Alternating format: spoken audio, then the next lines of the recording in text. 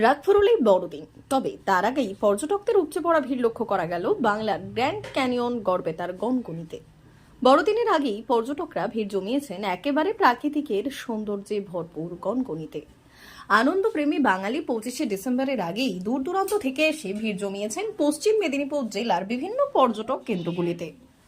কেউ এসেছেন হাওড়ায়, কেউ বাগনান থেকে, কেউ আবার আরামবাগ থেকে। ছবিতে দেখতাম কিংবা স্যার যেটা বোঝাতেন সেটা মনে মনে অনুভব করতাম, কিন্তু এখানে এসে নিজের চোখে দেখে জিনিসটা অনুভব করতে পারছি। খুব ভালো লাগছে ব্যাপারটা। মানে কীরকম হতো পুরোপুরি অনুভব করতে পারতাম না, কিন্তু এখানে এসে পুরোপুরি দেখে বুঝতে পারছি এবং খুব ভালো লাগছে। আরও কিছু থাকা দরকার যাতে জায়গাটা আরও সুন্দর হয়ে ওঠে, কিন্তু এখানে যারা ঘুরতে এসে জায়গাটা আরও বেশি নোংরা করে তুলছে, এই জায়গাটা মানে সচেতন থাকা খুব। অনেকেই বলছেন বাংলার বুকে সুন্দর প্রাকৃতিক ঐতিহ্য পর্যটক কেন্দ্র রয়েছে, তা না আসলে জানতেই পারতাম না।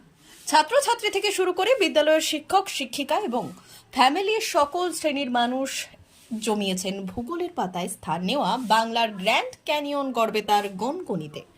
সারাদিন বন্ধু বান্ধব পরিবার পরিজনদের নিয়ে চড়ুই ভাতিতে মেতেছে তারা। এর মধ্যে যে এত সুন্দর সুন্দর প্রাকৃতিক দৃশ্য আছে, গনগনি না আসলে আমরা বুঝতে পারতাম না।